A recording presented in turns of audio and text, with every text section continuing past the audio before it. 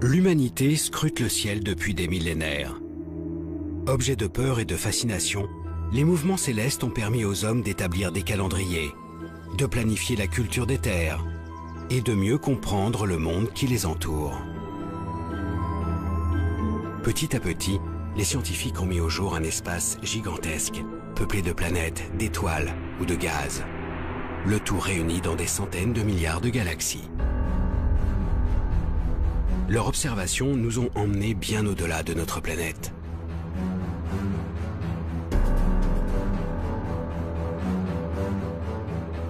Pour dévoiler les secrets de ce nouveau monde, astrophysiciens et techniciens conçoivent des instruments capables de percevoir la moindre lueur, le moindre signal émis dans le ciel. Ils parviennent aujourd'hui à recréer sur Terre les phénomènes extrêmes qui agitent les confins du cosmos.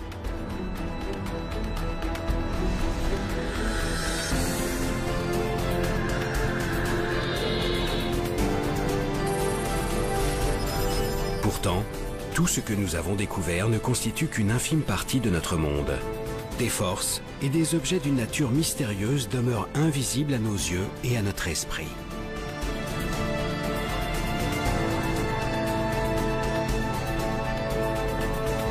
Alors de quoi est réellement constitué notre univers? Quel mouvement l'anime en coulisses? Les scientifiques parviendront-ils à découvrir les lois qui guident son évolution? Partout à travers le globe, des nouveaux explorateurs du ciel partent à la recherche de ce monde encore invisible et tentent de lever le voile sur les secrets les plus intimes de l'univers.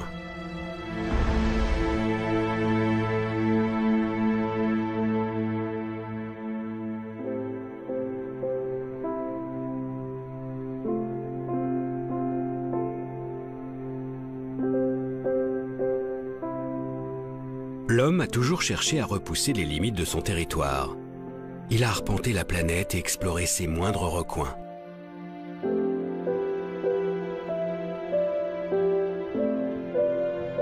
Mais au-dessus de notre tête, un monde continue de nous intriguer. Siège de toutes les croyances, ce firmament qui défile sous nos yeux semble hors de portée.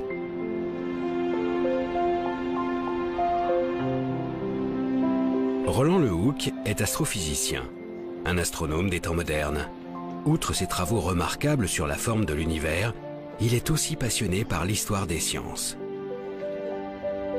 Au fil du temps, les hommes ont développé des clés pour comprendre ce ciel impalpable et intangible. Elles ont permis de l'analyser et d'aller au-delà de ce qui était perceptible depuis la Terre. L'astronomie et l'astrophysique se sont effectivement construites contre les apparences qui s'imposent à nos sens.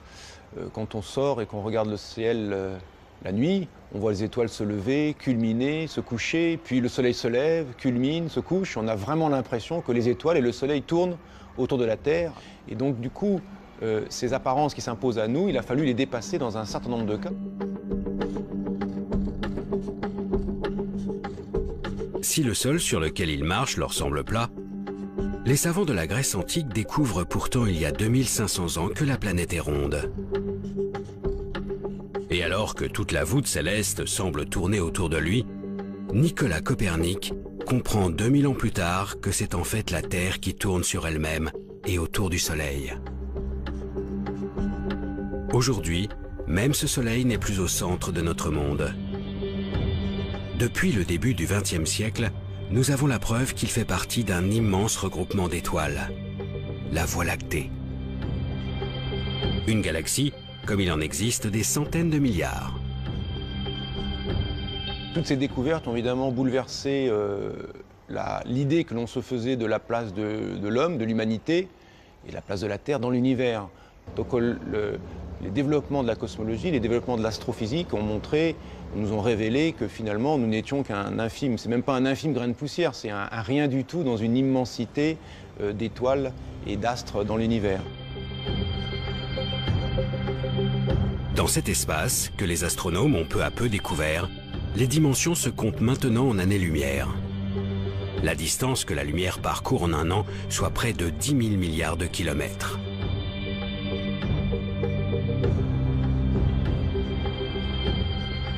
Depuis notre petite planète, nous commençons donc à entrevoir la réalité du monde. Une immensité qui donne le vertige. Pourtant, Plus les scientifiques explorent l'univers, plus ils révèlent sa complexité.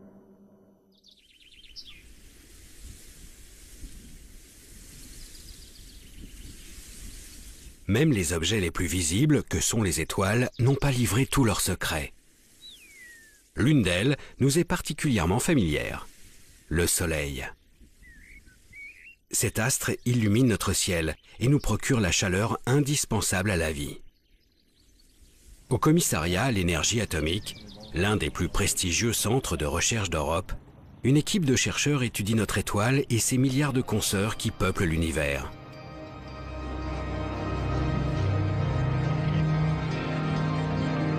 Grâce au réseau de télescopes et d'instruments de mesure disséminés sur Terre et dans l'espace, les scientifiques dissèquent ces astres, scrutent leurs moindres variations lumineuses et sondent les mouvements qui animent leur cœur.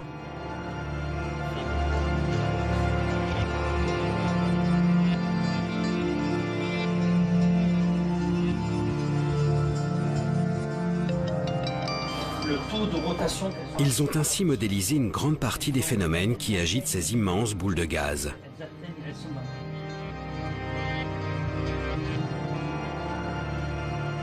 Pourtant, les conditions de leur naissance leur échappent toujours. Pour élucider ce mystère, l'Agence spatiale européenne lance en 2009 le plus grand télescope jamais envoyé dans l'espace, le satellite Herschel. À son bord, un miroir de 3,50 m et une batterie d'instruments de précision refroidis à moins 270 degrés en permanence.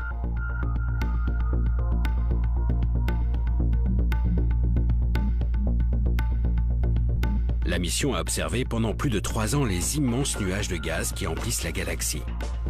Ces nuages, dits moléculaires, s'étalent sur des milliards de kilomètres. C'est ici que naissent les étoiles.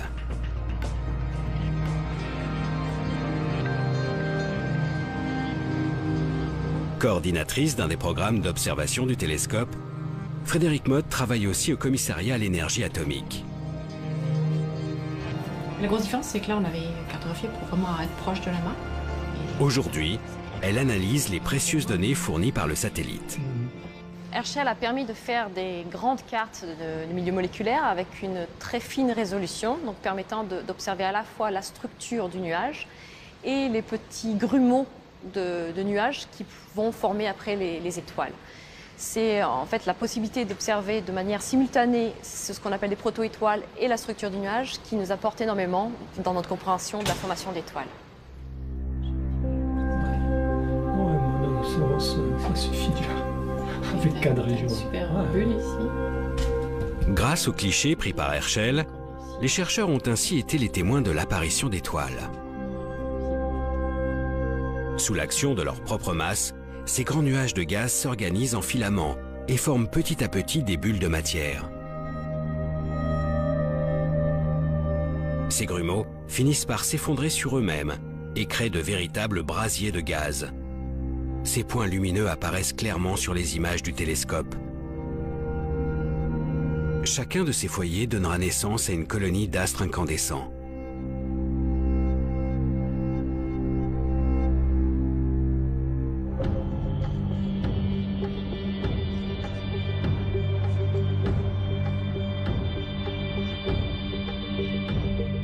C'est ainsi que se forment les étoiles de petite taille.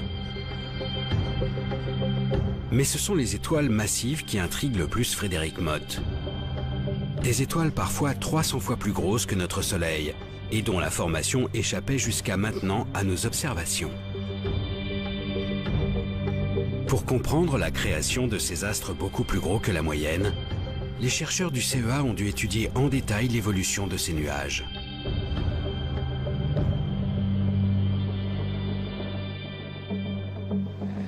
Notre résultat intéressant d'Herschel a été de s'apercevoir qu'il existait certaines zones qui étaient souvent le centre des nuages moléculaires massifs, où on avait un enchevêtrement tel de filaments qu'on avait une convergence de matière à ces points-là, ce qui permettait de former non plus une petite collection d'objets de faible masse, d'étoiles de type solaire, mais plutôt une étoile très très massive, voire même plusieurs étoiles massives, et donc une population vraiment différente de ce que l'on connaissait jusque-là.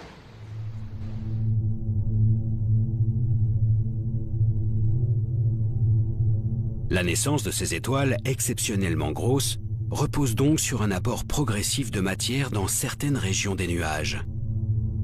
Peu à peu, les jeunes étoiles vont absorber cette matière et grandir bien plus que la moyenne.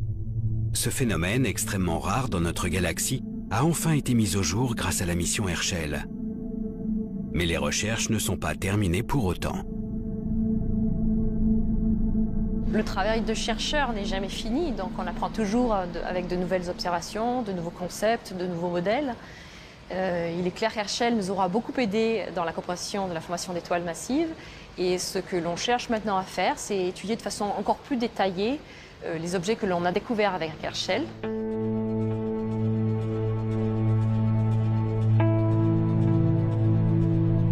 Les étoiles massives continuent de passionner la communauté scientifique. Car au-delà de leur naissance, leur comportement tout au long de leur vie reste très particulier. Bien plus brillants et chauds que le Soleil, ces astres brûlent leurs réserves de gaz exceptionnellement vite.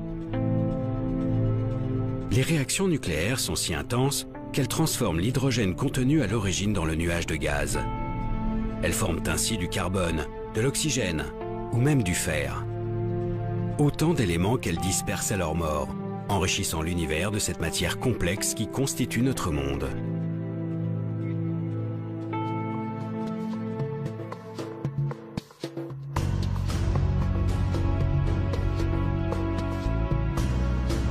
Gaz, métaux et molécules en tout genre, les astrophysiciens commencent à entrevoir d'où viennent les éléments qui nous entourent. Mais d'autres problèmes ont progressivement surgi des observations. Au-delà des étoiles, les scientifiques cherchent à comprendre des structures beaucoup plus grandes, les galaxies. Au début du siècle dernier, les astronomes commencent à étudier le mouvement de ces immenses regroupements d'étoiles. Ils découvrent alors que les étoiles tournent ensemble, dans ces galaxies, et que les galaxies tournent elles-mêmes au sein de gigantesques amas. Ils cherchent alors à deviner la quantité d'objets et plus généralement la matière qui compose ces grands ensembles célestes. La lumière émise reste leur principale information distinguable depuis la Terre.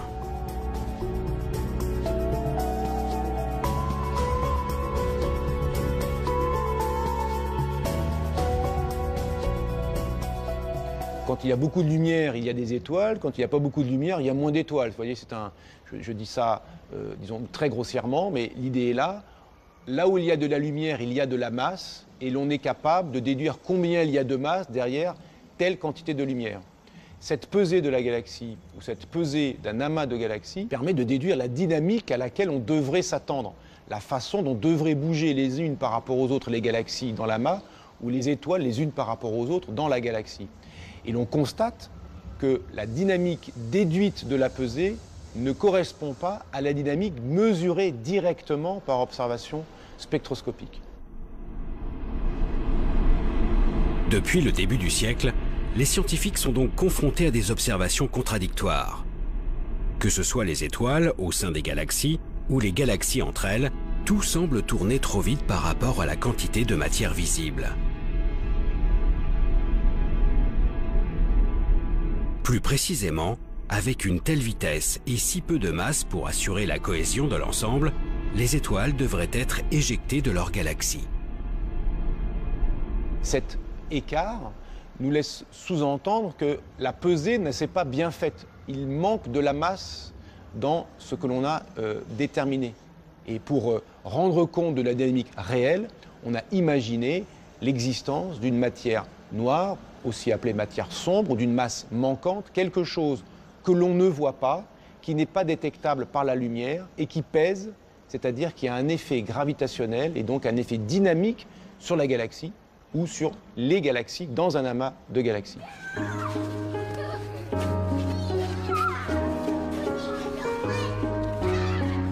Malgré un siècle de vérification, les étoiles continuent de tourner trop vite. Tout se passe comme si une partie de la masse de l'univers était cachée. Une masse contenue dans une matière invisible et qui baignerait notre monde. Une matière différente de celle que nous connaissons.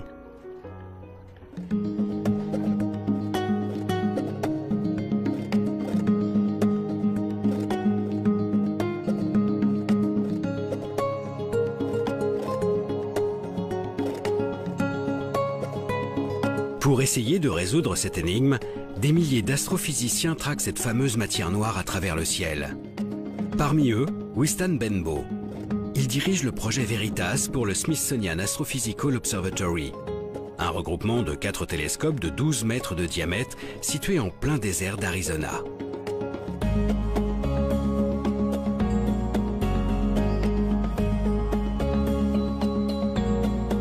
L'air y est suffisamment sec et la nuit suffisamment noire pour permettre les meilleures observations. Ici, l'astrophysicien s'est donc lancé à la recherche de l'inconnu.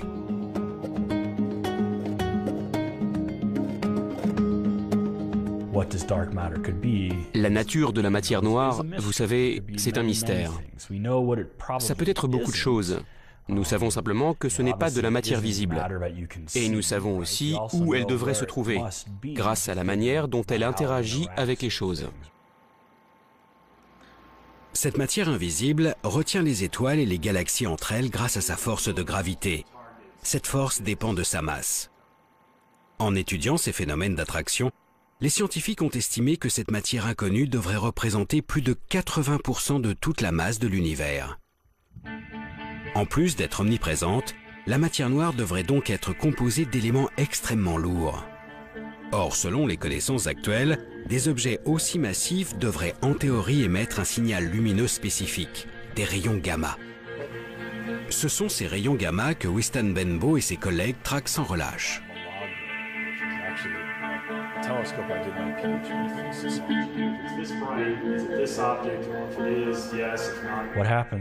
Ce qui se passe, c'est que la matière noire interagit avec elle-même. Une particule de matière noire peut interagir avec une autre particule de matière noire et créer un rayon gamma. Ce signal gamma que nous espérons détecter sera probablement très faible. Donc nous cherchons un endroit où il y aurait beaucoup de matière noire qui interagirait avec elle-même pour produire beaucoup de rayons gamma. Certaines de ces régions pourraient être proches de nous, produire assez de gamma et donc être juste assez brillantes pour qu'on puisse les voir. Donc nous pointons nos télescopes sur ces régions et espérons détecter un signal gamma venant de ces objets.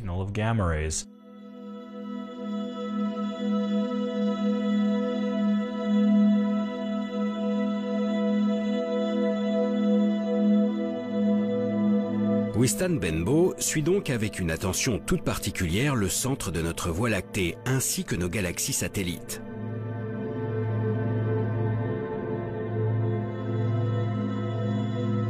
Si un rayonnement gamma est émis par la matière noire, il traversera l'atmosphère en émettant un flash bleuté.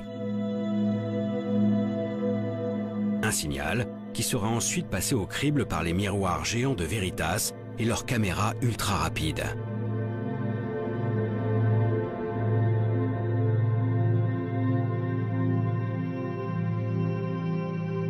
Pour le moment, aucun télescope n'a enregistré de telles manifestations. Les yeux braqués sur le ciel, les scientifiques continuent chaque jour de traquer cette matière noire si discrète. Pour aller plus loin, il sera nécessaire de construire de plus grandes infrastructures. Il y a bien sûr des projets qui vont dans ce sens, mais nous aurons besoin de beaucoup plus de télescopes.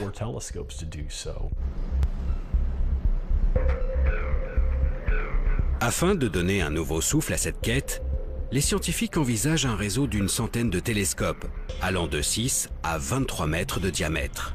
Le réseau CTA pour Cherenkov Telescope Array. Il réunit 200 instituts de recherche venant des 4 coins de la planète. Aujourd'hui, les 10 000 mètres carrés de miroirs nécessaires à la construction sont encore en phase de test et le projet devrait voir le jour d'ici quelques années. Quand il sera opérationnel, il permettra de déceler des apparitions de la matière noire au sein de notre cosmos.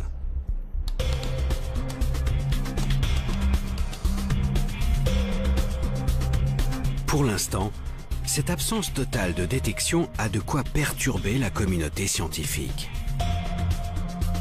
Comment les chercheurs peuvent-ils passer à côté de 80% de toute la matière de notre monde ? À moins que la solution ne se trouve beaucoup plus proche de nous.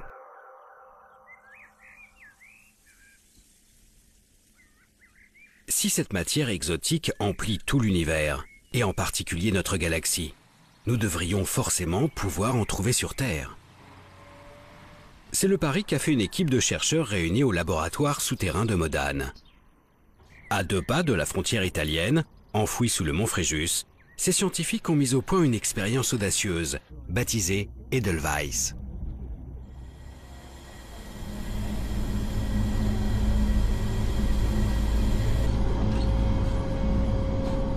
Le but, détecter directement les éléments qui composent la matière noire. Là, je suis rebuté. Et tu la prépares. Depuis plus de 15 ans, le physicien Jules Gascon et ses collègues travaillent donc à la mise en place d'un super détecteur muni de 36 capteurs. Au centre de chacun d'eux, un minuscule cristal de germanium, composé de milliards d'atomes. Si une particule de matière noire vient percuter le noyau d'un seul de ces atomes, il sera déplacé. La température du cristal augmentera et produira un léger courant électrique. Ces indices permettront de caractériser la particule à l'origine de ce choc. Cependant, d'innombrables facteurs peuvent venir perturber ces mesures ultra-sensibles. Le problème, c'est que la nature n'est pas stable. Dans la nature, il y a toujours quelques noyaux qui sont instables dus à la radioactivité naturelle. Et cette radioactivité naturelle va bouleverser la vie de ces noyaux, les faire reculer, les faire bouger, ce qui donnerait donc des faux signaux de choc.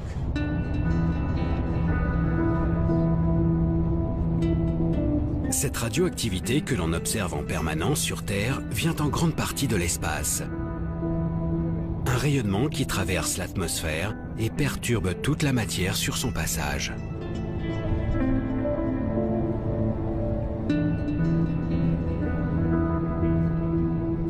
C'est donc pour se prémunir de ces rayons que l'expérience a été enterrée sous plus de 1700 mètres de roche.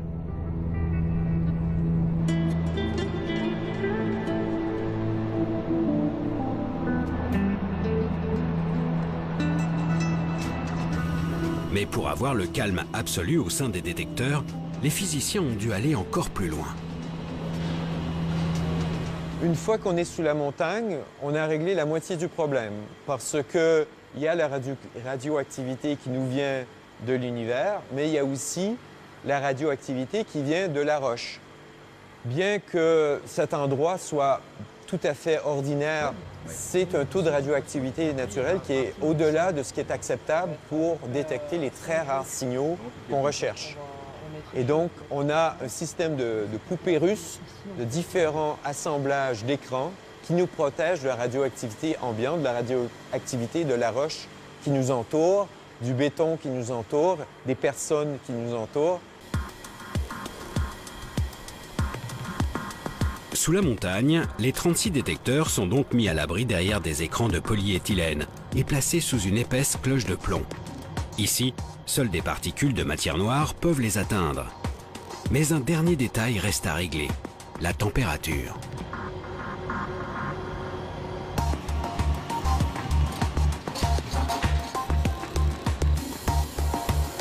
Afin de déceler la moindre de ces variations, tout le dispositif est refroidi à moins 273 degrés Celsius. Les cristaux de germanium sont ainsi au calme plat.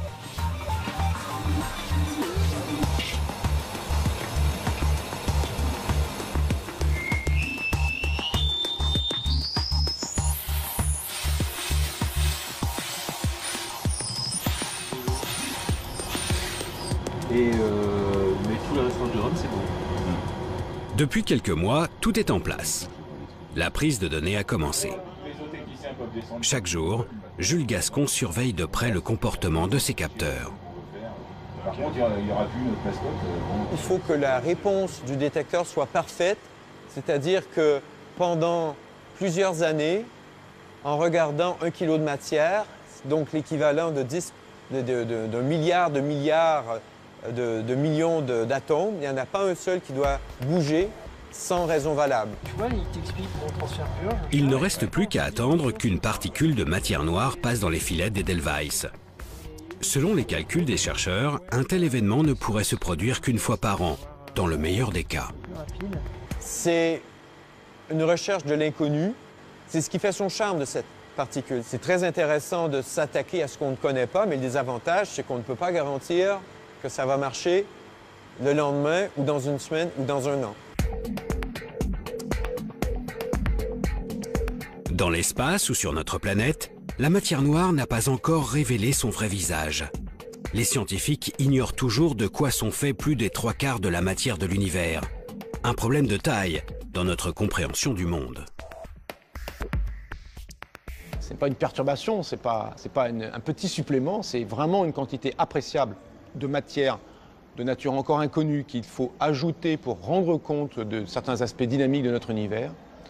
Et donc, évidemment, la découverte de cette matière sombre serait une découverte majeure dans la physique, notre matière ordinaire n'étant finalement que l'écume de l'ensemble de la matière de l'univers, ne représentant qu'une petite partie de l'ensemble de la matière de l'univers. Sans cette matière inconnue, l'univers ne tourne pas rond. Le mouvement des étoiles et des galaxies reste inexpliqué. Pourtant, la matière n'est pas l'unique clé de voûte de notre univers. En dehors de son contenu, des forces colossales animent le cosmos, à commencer par la gravitation, cette force qui nous attire vers la Terre. De manière plus générale, la gravité a structuré notre système solaire, notre galaxie et ses centaines de milliards de consoeurs.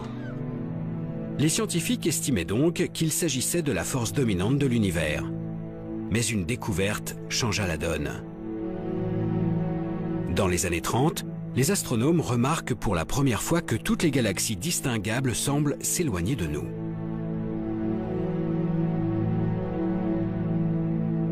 Cette observation de la fuite des galaxies a été interprétée comme une trace de la dynamique globale de l'univers, c'est-à-dire de son expansion. Tous les objets de l'univers s'éloignent de tous les autres objets de l'univers.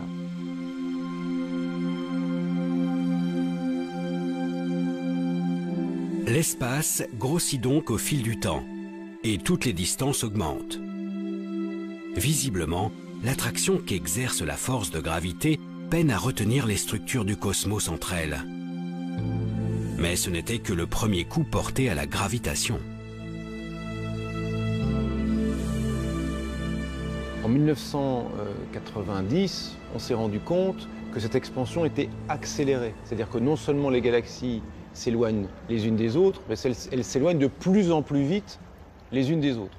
Si l'on imagine que l'univers est rempli uniquement de matière ordinaire ou de matière noire, la gravité de cette matière aura tendance plutôt à ralentir l'expansion, et découvrir que l'expansion est en fait accélérée montre que quelque chose joue contre la gravité des acteurs habituellement imaginés comme présents dans l'univers.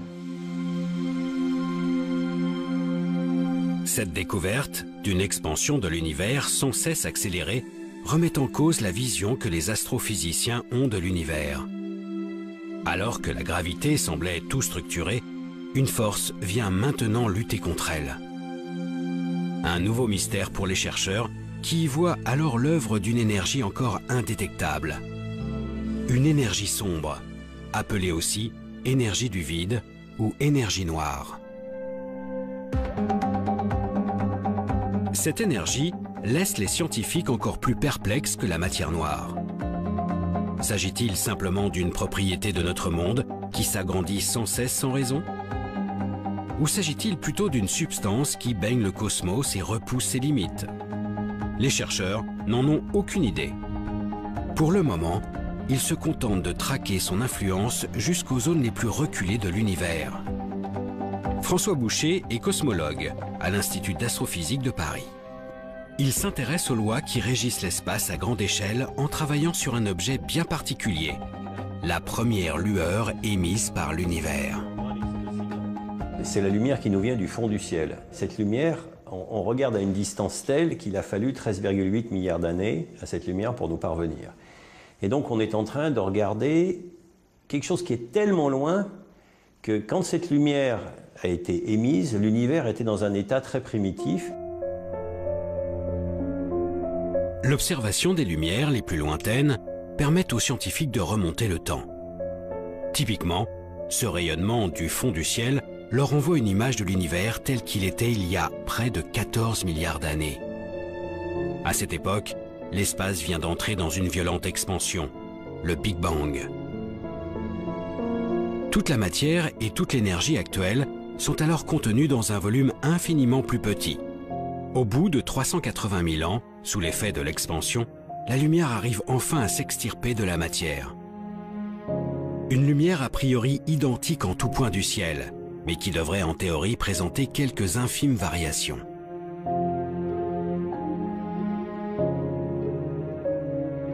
Donc, ces variations d'intensité, on les a cherchées, et puis pendant longtemps, on ne les a pas trouvées. Alors c'était compliqué, et puis finalement, on est arrivé au niveau où la technologie a été suffisamment mûre pour qu'on soit capable de les mesurer. Depuis 1989, 3 satellites se sont succédés pour étudier en détail cette lumière.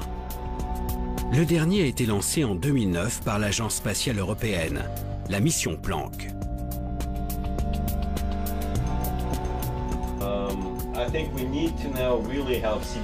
François Boucher est justement l'un des initiateurs de ce projet. Depuis des années, le cosmologue décortique les données fournies par le satellite. Ces images ont révélé avec une précision inégalée les différences de température dans cette lumière du fond du ciel. Seulement quelques millièmes de degrés pour les plus grands écarts. Des petites variations qui reflètent le contenu de l'univers à ses premiers instants. C'est comme l'empreinte des conditions à cette époque. L'empreinte au sens littéral, c'est-à-dire quand vous avez l'empreinte d'un animal disparu dans la boue, ça vous permet de reconstituer beaucoup de choses comme son poids et peut-être même d'envisager la manière dont il se déplaçait.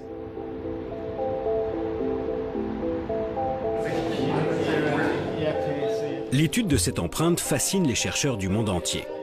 Elle permet d'estimer les proportions de matière noire, de matière ordinaire et surtout d'énergie sombre présente après le Big Bang, il y a 13,8 milliards d'années. En les comparant aux observations actuelles, les chercheurs retracent l'évolution de l'influence de l'énergie sombre au fil du temps. Résultat, alors qu'elle ne représentait presque rien aux tout premiers instants, cette énergie mystérieuse constitue aujourd'hui près de 70% de l'univers. Et sa proportion ne cesse d'augmenter. C'est la seule certitude que les chercheurs aient actuellement. L'expansion de l'univers n'est pas prête de s'arrêter.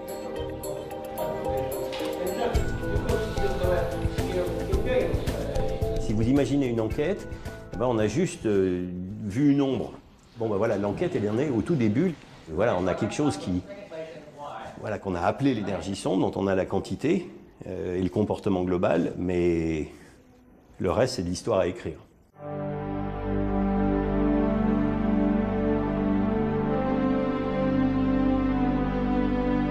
Finalement, en écartant cette énergie énigmatique ainsi que la matière noire, les chercheurs se rendent compte qu'ils ne connaissent vraiment que 5% de la composition de l'univers.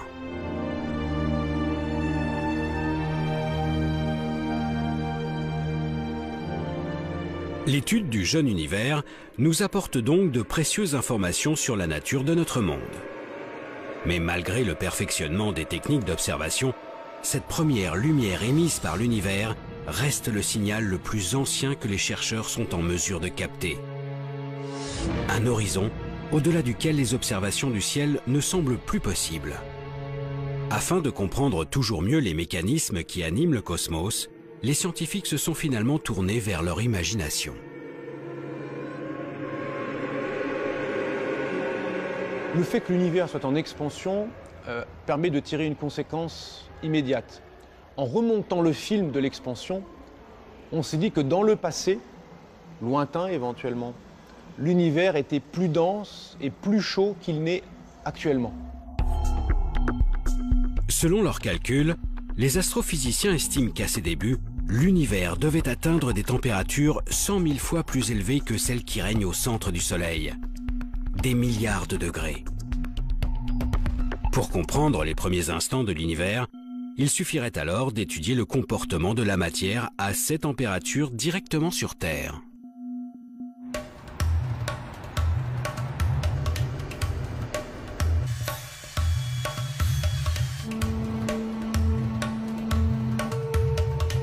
Il y a plus de 20 ans, à 2 pas de Genève, les scientifiques du monde entier se sont donc lancés dans une aventure sans précédent. Construire la plus grande machine de tous les temps, le LHC.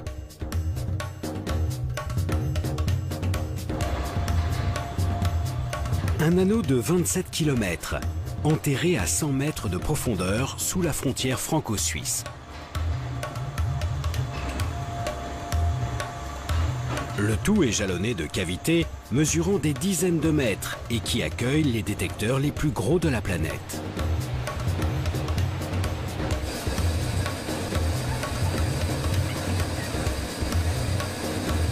Ici, les scientifiques tentent de décortiquer le comportement de la matière dans les situations les plus extrêmes.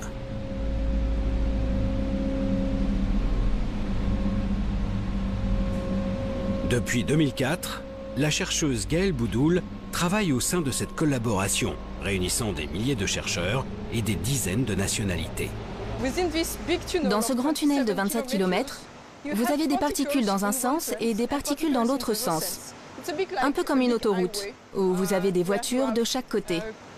Et à certains endroits, on les fait se percuter.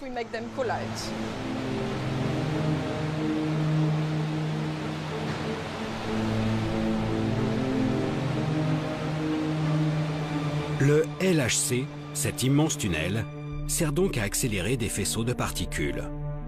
Des noyaux d'atomes de plomb par exemple.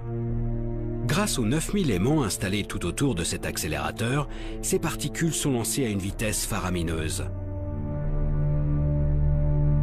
Lorsqu'elles atteignent près de 300 000 km par seconde, les deux faisceaux sont déviés de leur trajectoire et se percutent de plein fouet. Une énergie considérable est dégagée, faisant éclater les noyaux de plomb en une multitude de sous-particules. Tout l'enjeu est de saisir ces produits de collision grâce aux différents détecteurs.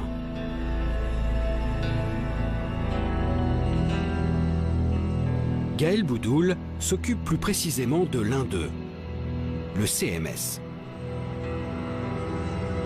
Un géant de 12 500 tonnes mesurant 21 mètres de long, 15 mètres de haut et autant de large. Avec ses collègues, elle a conçu une partie des systèmes de détection qui englobent ces chocs de particules.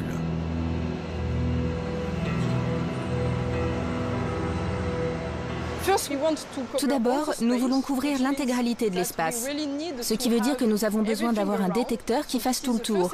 C'est la première explication de pourquoi c'est si grand. En plus de cela, pour distinguer les particules émises, nous avons besoin d'un aimant géant qui va les dévier pour que nous puissions les différencier les unes des autres. En séparant les particules issues de l'impact, le détecteur permet aux scientifiques de les analyser sous toutes les coutures et de comprendre leur comportement dans une telle situation. En effet, la collision a généré une température semblable à celle qui régnait aux tout premiers instants de l'univers. Dans ces conditions, la matière se révèle être dans un état étrange, entre le gaz et le liquide. Un plasma, où les constituants élémentaires des atomes restent désorganisés, trop agités pour former la matière telle que nous la connaissons aujourd'hui. Grâce à ces expériences, les scientifiques ont désormais une idée de ce à quoi devait ressembler l'univers quelques microsecondes après le Big Bang. En étudiant ces premiers instants de l'univers, l'astrophysique, qui est finalement l'observation de l'infiniment grand, rejoint la physique de l'infiniment petit, la physique des particules, la physique microscopique, qui, elle, est capable, en expérimentant sur Terre, de se faire une idée des conditions ou de mimer, de reproduire, pendant des instants extraordinairement brefs, de reproduire les conditions qui prévalaient à des instants très anciens de l'univers, auxquels on n'a pas accès par l'observation directe. Le LHC, cette gigantesque infrastructure, a permis de remonter le temps au-delà de ce qui était imaginable il y a seulement quelques décennies.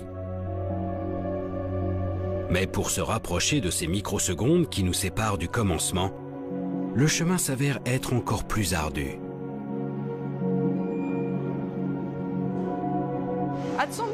À partir d'un certain point, nos lois physiques ne sont plus valables. Nous pouvons toujours imaginer ce qu'il se passe. Il y a de nombreuses théories qui essayent de comprendre cela. La seule chose, c'est qu'on ne peut pas tester ces théories, parce que nous n'avons aucune expérience pour comprendre ce qu'on pourrait appeler le premier instant. Mais si vous revenez dans 20 ans, peut-être que nous aurons une meilleure idée.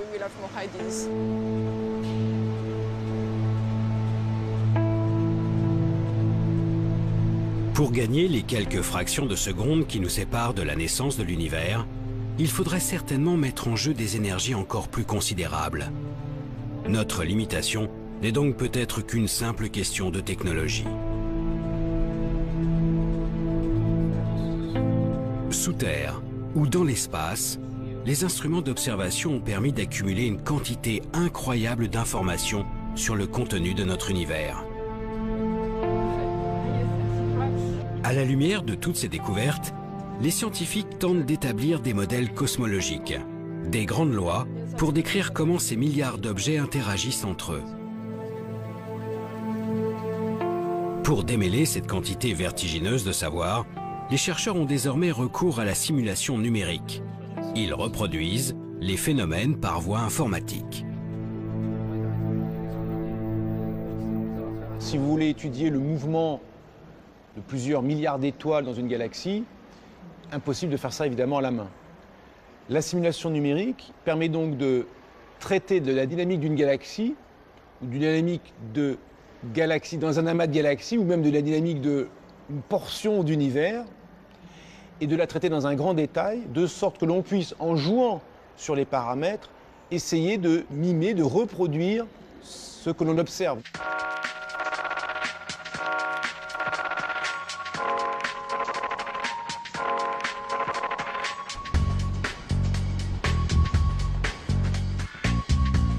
À l'Observatoire de Paris, l'une des plus grandes institutions mondiales d'astronomie, un cosmologue a poussé ce nouvel outil exceptionnellement loin. Jean-Michel Halimi a réalisé une simulation de la totalité de l'univers connu, le projet Deus. Son but, comprendre la formation de notre monde depuis la première lueur, il y a 13,8 milliards d'années jusqu'à nos jours.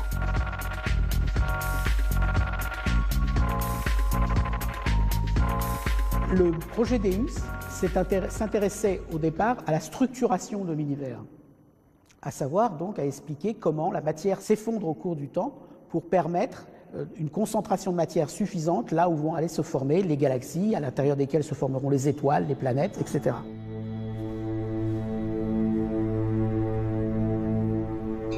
Afin de réaliser cette simulation inédite, Jean-Michel Halimi a dû prendre en compte l'ensemble des observations menées jusqu'à ce jour. Les objets visibles recensés, mais aussi bien sûr les effets de la matière noire et de l'énergie sombre. Et cela à toutes les époques de l'univers.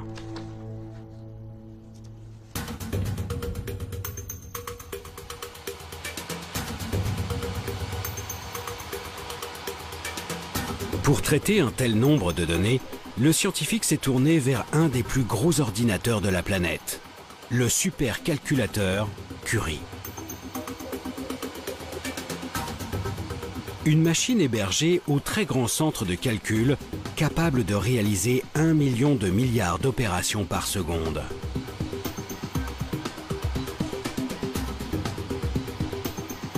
Le projet a nécessité 30 millions d'heures de calcul, répartis sur les 80 000 processeurs de cet ordinateur hors norme. Utiliser une machine comme l'ordinateur Curie dans sa totalité, c'est quelque chose qui n'avait jamais été fait, spécialement en poussant tous les aspects de la machine à leurs limites. Les moyens de calcul, les moyens de communication entre les différents éléments de l'ordinateur, la gestion d'une quantité phénoménale de données. À ce niveau, les choses n'avaient jamais été tentées. Les résultats obtenus fournissent une vue de l'univers à grande échelle inexistante jusqu'à ce jour. La matière s'agence au fil du temps, pour former de longs filaments qui créent petit à petit des galaxies et des amas de galaxies. Entre ces filaments, de grands vides apparaissent. L'univers, très homogène à ses débuts, se structure peu à peu. Grâce aux possibilités que lui offre la simulation numérique, Jean-Michel Halimi peut tester différents scénarios de formation de notre monde. Qu'est-ce que signifie un univers structuré? C'est un univers où la matière s'est effondrée et suffisamment condensée pour créer des lieux de formation des galaxies. Premier indice caractérisant cette structuration, c'est par exemple le nombre d'objets formés dans le scénario en question. On va en former plus ou moins et de masses différentes, de concentrations de matière différentes. Certains vont former des objets de petite masse, d'autres de plus grande masse, etc.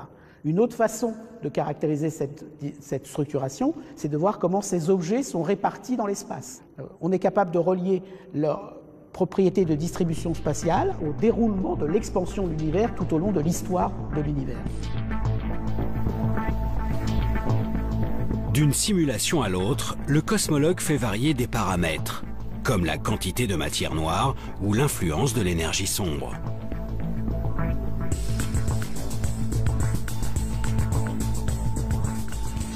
Des changements qui altèrent très légèrement l'organisation à grande échelle de l'univers.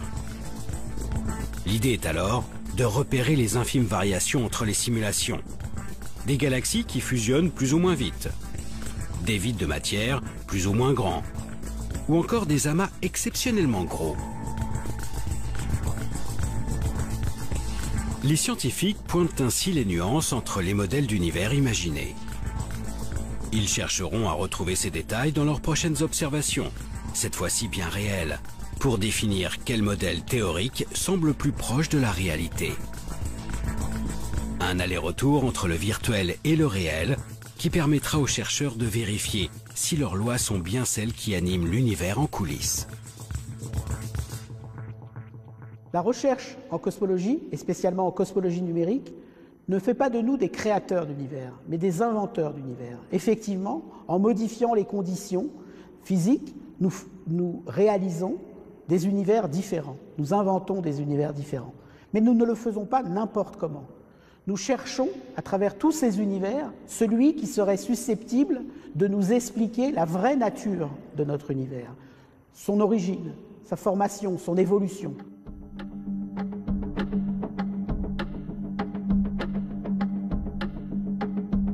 Comprendre la vraie nature de l'univers. Depuis plus d'un siècle, les astrophysiciens et les cosmologues de toute la planète ont découvert ce monde gigantesque. En l'observant, en tentant de l'expliquer, ils se sont donné les outils pour apprivoiser ces échelles de temps et d'espace incommensurables. Ce que l'on peut finalement trouver assez extraordinaire dans la cosmologie, dans l'astrophysique, dans ces disciplines qui étudient l'univers dans son ensemble, c'est que finalement on est capable de mettre l'ensemble de l'univers dans une boîte, notre cerveau, de le décrire, de le comprendre dans une certaine mesure, et ça ne lasse pas de surprendre.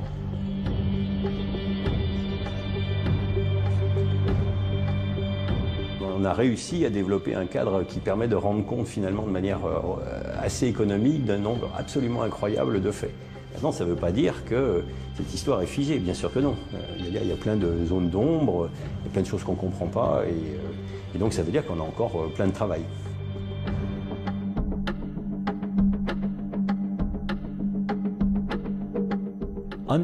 Comprendre ce qu'est la matière noire est un des plus grands enjeux du XXIe siècle, en astrophysique et en physique en général. Nous ne connaissons pas près de 85% de toute la matière de l'univers. Si vous sortiez de chez vous et que 85% du monde qui vous entoure vous échappait, vous seriez un peu paniqué. C'est une partie de la physique où on s'attaque à des questions, à des phénomènes rares, à des nouvelles observations. C'est un travail de patience et parfois aussi de chance. En persévérant dans nos observations, en découvrant de nouveaux objets célestes, nous finirons peut-être par lever le voile sur les zones d'ombre de l'univers. Demain, réussirons-nous à identifier enfin cette matière noire qui baigne notre cosmos? Alors que nous commençons à entrevoir les prémices de sa formation, parviendrons-nous à prédire la fin de notre monde? Cette quête acharnée pour comprendre l'univers semble infinie. Chaque réponse apporte son lot de nouvelles questions, si bien que nous pouvons finir par penser qu'en dépit de nos avancées, certaines clés resteront peut-être inaccessibles à notre simple condition d'humain.